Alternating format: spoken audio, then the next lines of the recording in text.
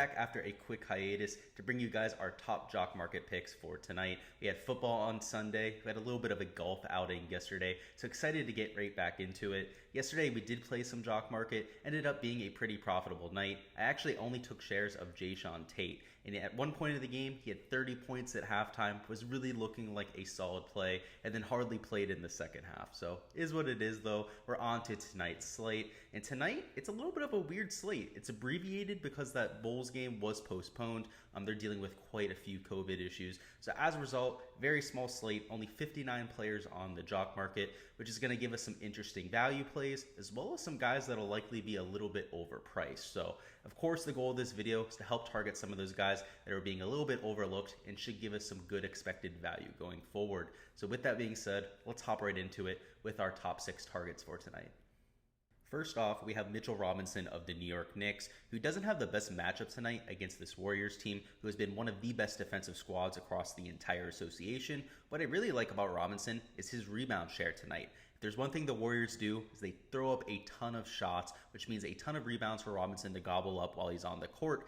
And the beauty here is it doesn't matter if he's starting or coming off the bench. He's going to see right around 24 to 26 minutes and right around a fantasy point per minute producer on the jock market. That is going to be absolute gold. As of right now, he's in the jock market as the number 36 player on the board. I have him closer to number 21 in my personal projections, going from right around a 20-point projection to right around 27.5.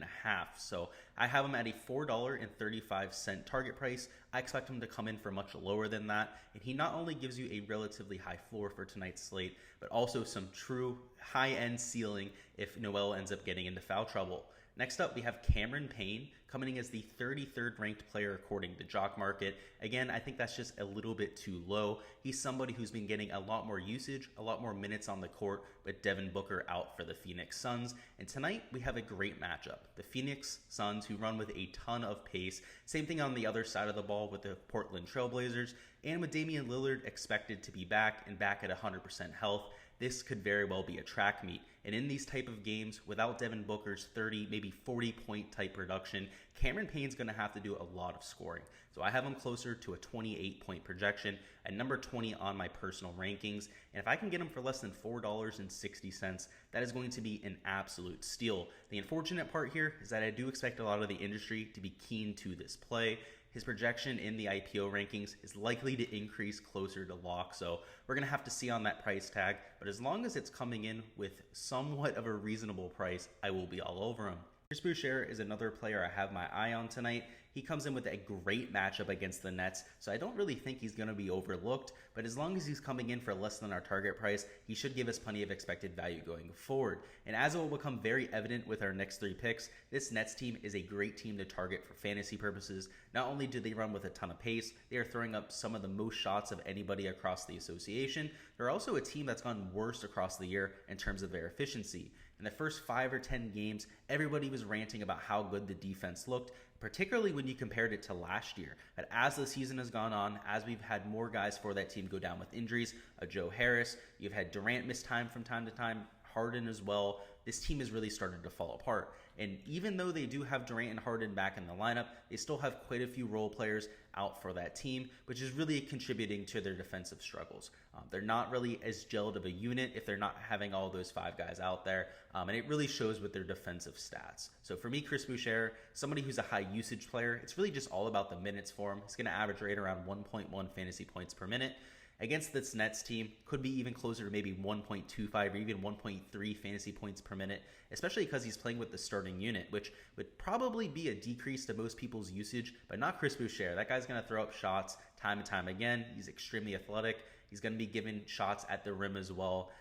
He actually sees an increase in usage because of his assist production when he's playing with better players. So he's one of those rare players where that happens to. Luka Doncic is one of them as well. We know he's going to get his shot, but when he has Porzingis out there, he actually scores at a better fantasy point per minute basis because they score more efficiently as a team. So wanted to point that out there. He is one of the targets that I like going to for this Toronto Raptors team. Next up, another Raptor will be Trent Jr. He comes in at number 14 in the pre-IPO rankings. I don't have him much higher, much like a Chris Boucher. I just have him at number 11. But like all the Toronto Raptors, they for some reason get completely overlooked. Whether it's in DFS, whether it's on the jock market, they always come in with either lower ownership than they should or a lower price on this type of market. The matchup tonight is one of the best on the slate, even though it has a lower over-under than that Phoenix game earlier in the night. This is also a game where it could very well go over that. I mean, this Nets team runs with a higher pace than both of those teams. They also run with right around the same type of defensive efficiency. So I personally have this game right around the same type of over-under as that Phoenix game. So for me, I'm targeting as many people on this team as possible. Trent, we know he's going to play right around 36 to 38 minutes. He plays the most minutes of anyone on that team, believe it or not. He just has the cardio for it. They need his defense out there. He's that 3-and-D type of player that'll spread out the defense, also contribute very well in terms of his steals and blocks. So at a $7.25 target price, he's giving us an extremely high floor because of that minutes load, but we've seen him get hot with the shot from time to time. And in this type of a track meet where teams are just going to be throwing up shots left and right, you want people that can get hot with their shot because he could very well put up 30 real points tonight and end up being a top 5 player on the rankings. Next up, we have Scotty Barnes, who fits that same type of role. He's going to play a ton of minutes for the Raptors tonight. He's also somebody who's not afraid to take shots. I have a little bit of a higher target price on him. He obviously comes in higher in the IPO rankings as well, but I have him as the 8th ranked player on my board. Scotty Barnes, he has some huge games from time to time, but we never really see him have a dud game. The lowest fantasy score that he's had over these last few weeks is a 24.5 fantasy points, which tonight could very well finish in the top 20. So we're looking at a really high floor on somebody like a Scotty Barnes, but at the same time, we've seen him go for well over 50 fantasy points in games before, which would be a top 1 or even top 2 fantasy performance on this slate. So really like him in this instance against the Nets, particularly if he's putting up a few more shots than usual. But at number 1, somebody who we did target on our last video here didn't end up having the greatest night. It does look like the pressure of breaking the 3-point record might be getting to him just a little bit, but tonight he's only a few off. He's going to break it in Madison Square Garden, and I expect him to do it with relative confidence. Because he's only a few away, he pretty much knows he's going to get there. I expect him to be confident, to be aggressive, and to go out and have a great game. So he comes in as the 3rd ranked player on the board, so this isn't a hot take by any means, but he's the top guy on my board. I have him at a $13.50 target price. This matchup against the Knicks is right around league average. They run with about average pace, average defensive efficiency, so he's not getting a boost in that category. But Steph Curry doesn't really matter the matchup. You can put him against the Bucks, you can put him against the Miami Heat for God's sakes. This guy could still put up 70 or 80 fantasy points. It's really about whether he has that magical touch with that 3-point shot.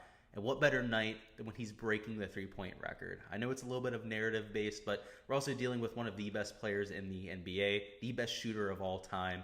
That's not necessarily a hot take by any means. That is all I've got for tonight, folks. We are going to be launching the live streams this week. I'm looking at tentatively doing our first one tomorrow. That'll be right around 6 p.m. Eastern time, going the whole way through the IPO period, ending at right around 7 p.m. We'll also stick around for a few minutes to talk about some of the end prices, what I think some of the best buys at IPO were, that kind of thing. So make sure to stop on by tomorrow. I'll be discussing that during our preview tomorrow morning. But until then, good luck with all of your bidding tonight, guys.